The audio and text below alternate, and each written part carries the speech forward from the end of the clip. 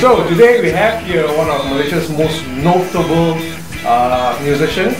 Definitely one of my favorites. We're going to have the lead singer of Kyoto called Mr. Fuad. He's going to share with us a bit about his setup and his rigs. So thanks for coming. No worries. Thanks for having me. This is a real honor. I've always wanted to do something like this. Favorite guitars. I grew up listening to Pearl Jam a lot. I think they were kind of maybe my #1 influence when it came to everything like sound and all that. So it was really, you know, when I have posters and I see, wait a minute, he's got this guitar, he's got a Stratocaster, and Jimi Hendrix uses a Stratocaster as well. And I thought, okay, I should get a Stratocaster. So yeah, that's one of the reasons. I think that's the main reason why I have a Strat. Is this one of your most used guitar on stage? I would say that nowadays, yes, this is the most used guitar. Right. Yeah, so this is a US made Gibson SG Special. I think it's a 2005.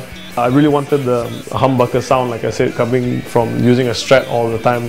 I needed something that's not so sharp. And the stock pickups of this have this incredibly weird sound.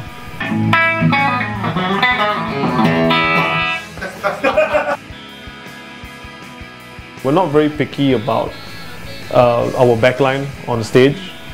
I mean, as much as you can put in your rider, I want a JCM 2000 or whatever, right? Actually, we always pick what's the most neutral sounding amp. That would actually usually be a Marshall JCM 2000. It's not as bright as the 900 or 800. So, but the problem is sometimes the tubes that they put inside, you can tell they're not standard.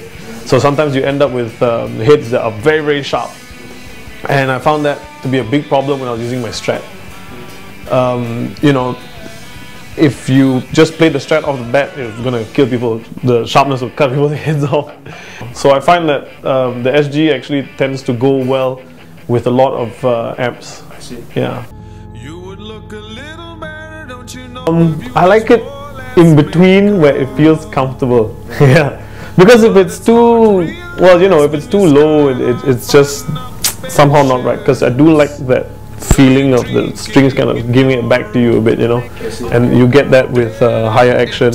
But of course, if it's too high, then you probably won't play too fast or too well. Do need a certain degree of speed. Like I said, I'm not a shredder, but definitely I don't like it as low as shredders do. What string gauge do you use? I use 11s on the Gibson. 11s? Yeah. 10s on this scale feels very flimsy, so 9 no need to say lah, super flimsy.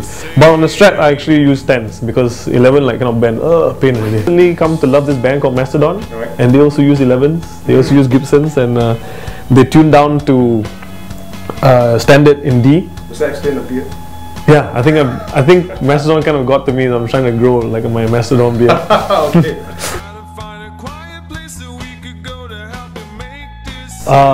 Actually, believe it or not, when I was growing up in Singapore, we used to get Hits FM. In the car, we could have Hits FM radio. And they used to play a lot more local music, if I remember correctly.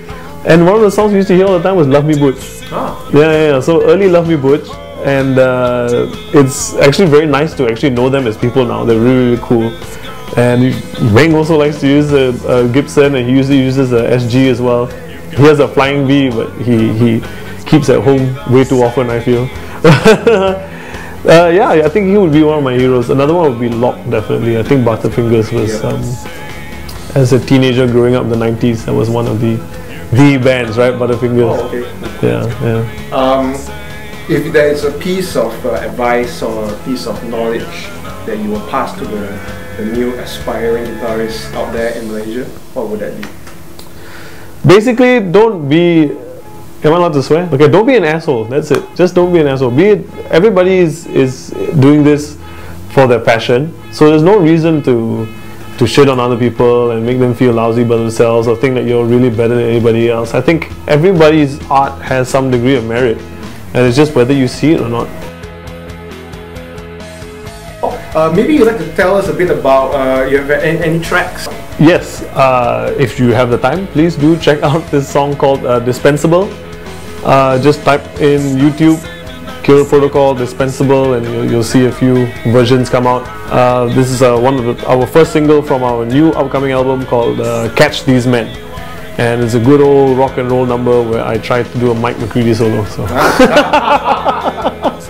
Okay, anyways, thank you, thanks a lot. Thanks, Fuad. Thank you. Thanks for coming. Thank you, man. See you again.